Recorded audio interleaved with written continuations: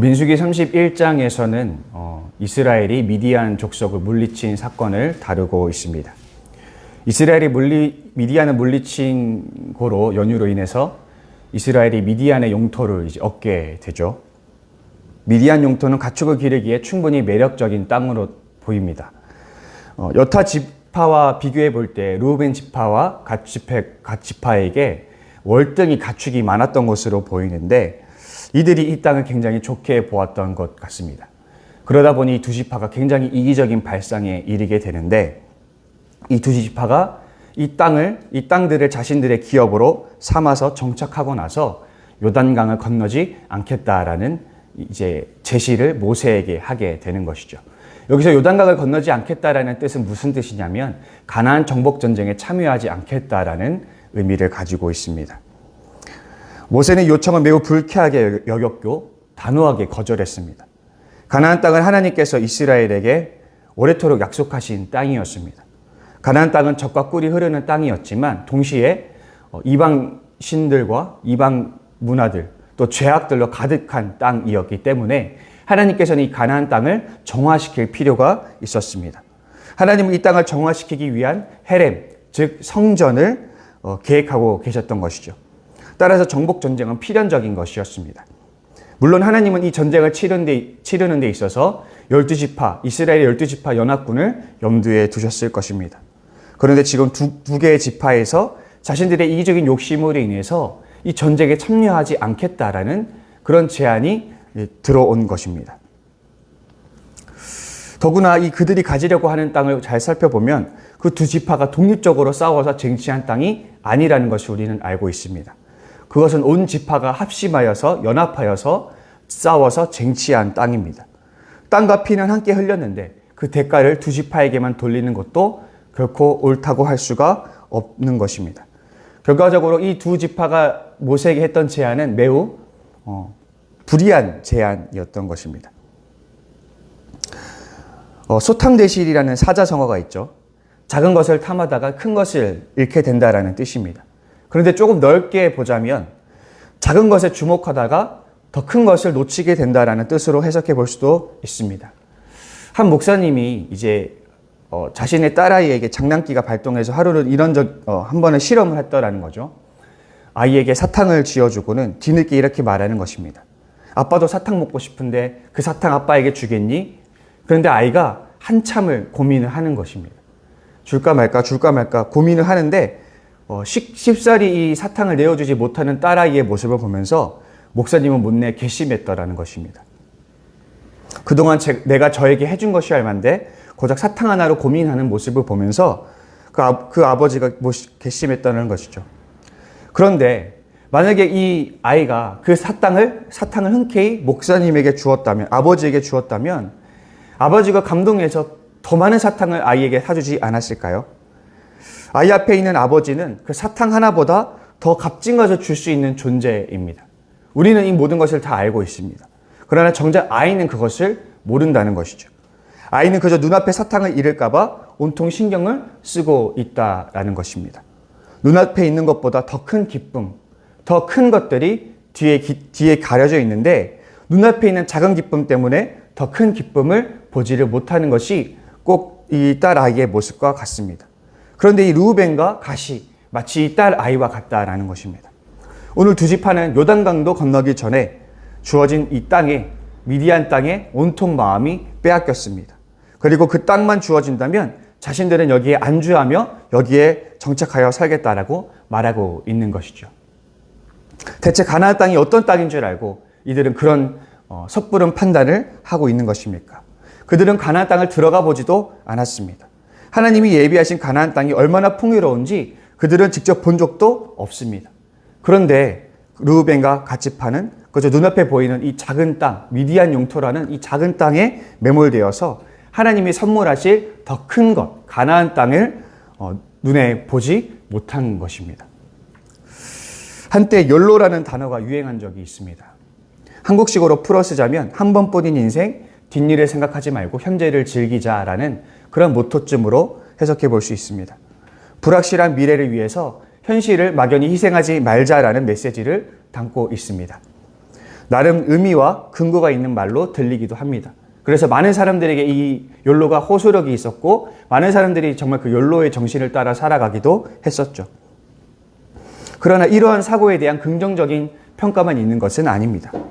가령 이런 말도 있습니다. 욜로하다 골로 간다라는 유행어처럼 정말 그 욜로라는 정신을 가지고 뒷일을 대비하지 않고 현재만을 살아가는 사람들이 뒷일을 대비하지 않아서 대가를 치르는, 그래서 뒤늦은 후회를 하는 사람들도 있더라는 것입니다. 눈앞에 현재에만 매몰되어서 미래를 대비하지 못한다면 훗날 갑작스럽게 닥치는 어려운 일들에 대비하지 못해서 더 큰 어려움에 빠지게 되는 경우가 있더라라는 것입니다. 결국 우리는 작은 그림과 큰 그림에 대한 적절한 거리 감각을 가질 줄 알아야 합니다. 대의를 위해서 소를 희생하는 것은 항상 바람직하지 않습니다. 내일의 불확실한 어떤 가치를 위해서 오늘을 희생하는 일도 어떨 때는 바람직하지 않습니다. 그러나 오늘에 함몰되어서 내일을 대비하지 않는 일도 바람직하지 않습니다. 밥 딜런은 이런 말을 했습니다. 모든 가치 있는 일은 오랜 시간을 필요로 한다. 우리는 때로는 더 큰 뜻을 위해서, 더 큰 성공과 더 큰 영광과 더 큰 성취를 위해서 때로는 오늘 하루를 희생하고 또 오늘 하루를 수고하는 그런 수고를 해야만 한다라는 것이죠. 히브리서 12장 2절 말씀은 이렇게 기록합니다. 믿음의 주요 또 온전하게 하시는 이인 예수를 바라보자. 그는 그 앞에 있는 기쁨을 위하여 십자가를 참으사 부끄러움을 개의치 아니하시고 하나님 보좌 우편에 앉으셨느니라. 예수님께서는 하나님 나라라는 그 큰 뜻을 위해서 자신의 삶을 헌신했습니다. 그분의 삶이 우리는 녹록지 않았다는 것을 우리는 잘 알고 있죠. 종교 지도자들의 늘 심한 모욕과 반대를 당했었고 대중들의 지지를 얻기도 했지만 나중에 대중들의 오해를 사기도 했습니다. 또 열심히 가르친 제자들은 여전히 변하지 않고 여전히 함심한 모습을 보여주면서 심지어 예수님을 배신하기까지 합니다. 무엇보다 예수님의 역사적인 생애는 영광의 길이 아닌 십자가 고난의 그 죽음의 길로 끝나게 됩니다. 그러나 예수님이 그 모든 수고를 끝까지 감내하셨습니다.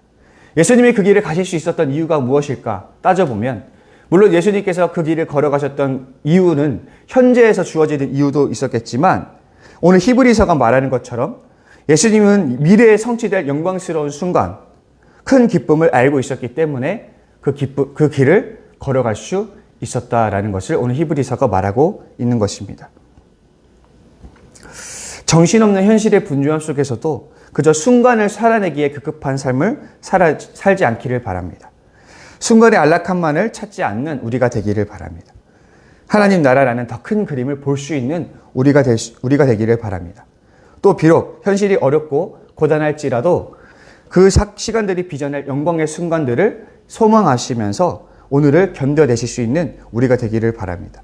그래서 우리의 시야가 더욱 열리고 확장되어서 하나님이 보여주시는 더 큰 그림들을 보면서 오늘을 헌신할 수 있는, 오늘을 수고할 수 있는 복된 우리가 될 수 있기를 간절히 소망합니다. 오늘 본문은 두 지파의 이기적인 제왕과 그에 대한 모세의 거절 이후의 내용을 담고 있습니다. 전복전쟁은 시작도 하기 전에 사실 큰 위기가 닥친 것이죠. 왜냐하면 르우벤과 갓지파가 여기서 이제 멈추고 전쟁에 참여하지 않겠다라고 말했기 때문이죠. 만약에 르우벤과 갓지파가 고집을 꺾지 않는다면 분열이 일어날 것이고 이스라엘의 전체 사기는 떨어질 것입니다. 이것은 이스라엘 내 여론을 다시 한번 바꿀 수도 있습니다. 가령 다시 한번 백성들이 들고 일어나서 모세를 반역하고 하나님을 반역하면서 이집트로 돌아가겠노라고 이야기할 수도 있는 것이죠. 과거의 참상이 되풀이 될 수도 있는 것입니다. 어느 날 르우벤과 갓지파는 다행히 자신의 뜻을 고집하지 않았습니다. 그들은 절충안을 만들어서 새롭게 제안을 했습니다. 이스라엘 남성들은 전쟁에 참여하되 끝까지 참여하되 노약자들을 위해서 성읍을 짓고 그들을 거주하게 하는 것이었습니다. 이로써 두 지파는 자신들이 짊어질 의무를 다하면서도 가족들이 머물 터전을 확보하게 되었습니다. 우리가 여기서 한 가지 살펴볼 것은 의무에 관한 것입니다. 오늘 르우벤과 갓지파는 요단 동편 땅을 차지하는 대신에 가나안 정복전쟁에 선봉을 서겠다고 약속을 하고 있습니다. 이 두 지파는 가나안 정복전쟁에 참석해서 모든 정복전쟁이 끝날 때까지, 그래서 모든 지파가 기업을 다 받기까지 그들이 요단 땅으로 돌아오지 않겠노라고 약속하고 있습니다. 22절은 그와 관련해서 이렇게 이야기합니다. 그 땅이 여호와 앞에서 복종하게 하시기까지 싸우면 여호와 앞에서나 이스라엘 앞에서나 무죄하여 돌아오겠고 라고 기록하고 있습니다. 우리가 여기서 무죄하여라는 단어에 좀 주목하고 싶습니다. 이 무죄하다라는 단어는 단순히 죄가 없다라는 이야기가 아니라 넘어서서 죄에서 자유로워지다, 또 의무에서 자유로워지다라는 뜻을 가지고 있습니다. 모든 가나안 정복 전쟁을 마치고 나서야 그들은 자신들에게 맡겨질 의무에서 자유로워질 수 있다라는 것입니다.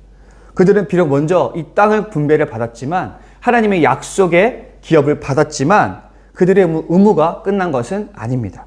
그들에게는 마땅히 자신이 짊어져야만 하는 의무가 여전히 남아 있는 것입니다.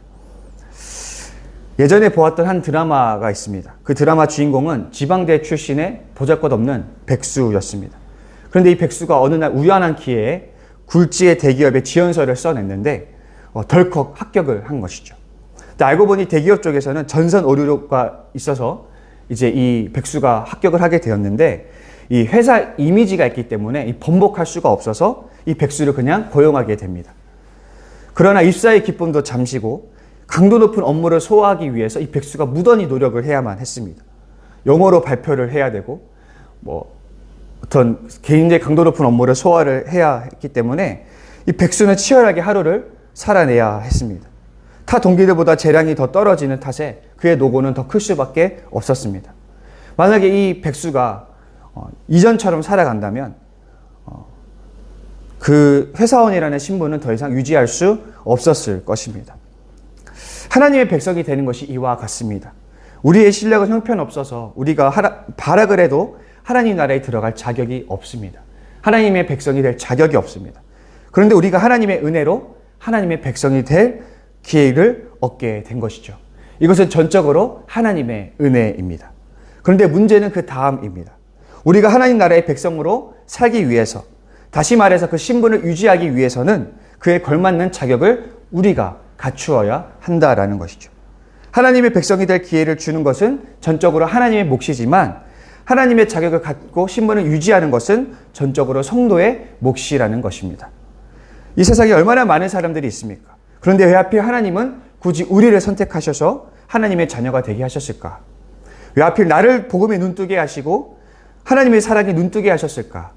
왜 다른 사람도 아닌 하필 하나님은 나에게 나타나셨을까? 사실 이것이 엄청난 은혜이지 않습니까? 말도 안 되는 일입니다. 우리가 받은 것은 이미 우리가 평생을 노력해도 얻을 수 없는 것들입니다. 다시 말해서 우리는 이미 평생 노력해도 얻을 수 없는 것을 이미 얻었다라는 것이죠.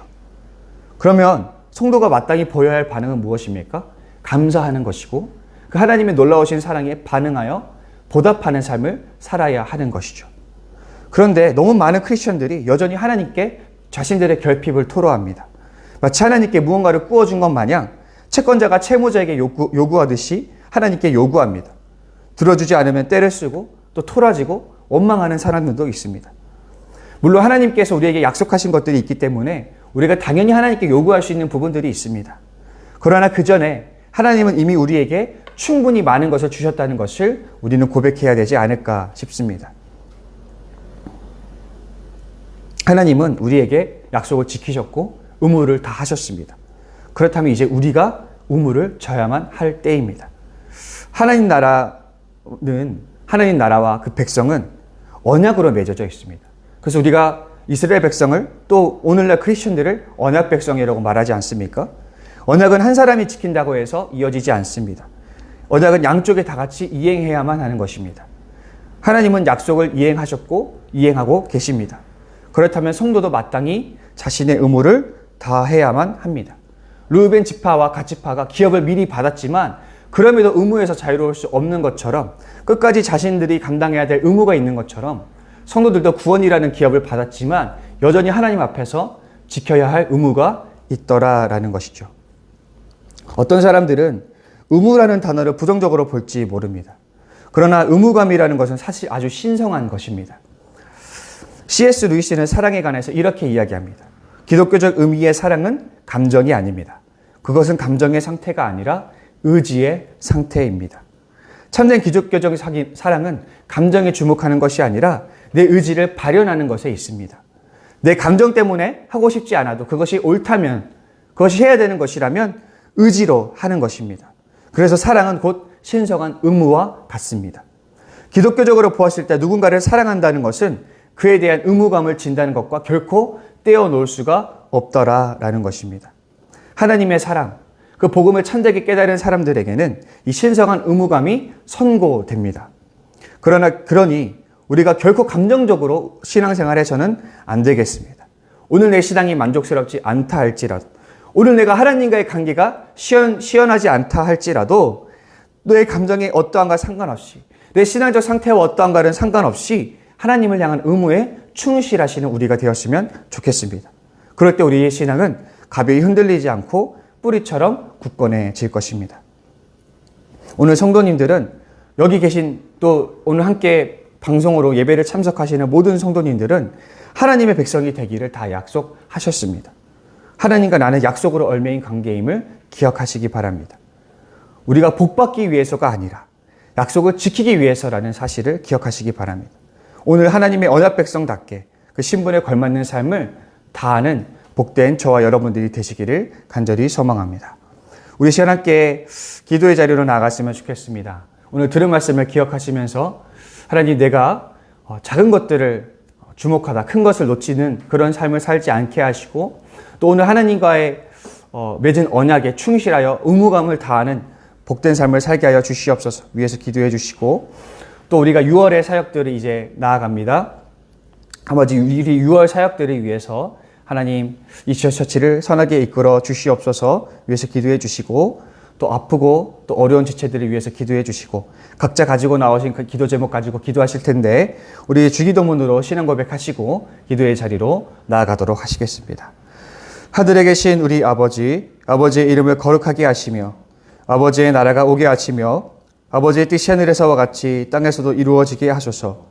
오늘 우리에게 일용할 양식을 주시고 우리가 우리에게 잘못한 사람을 용서하여 준 것 같이 우리 죄를 용서하여 주시고 우리를 시험에 빠지지 않게 하시고 악에서 구하소서.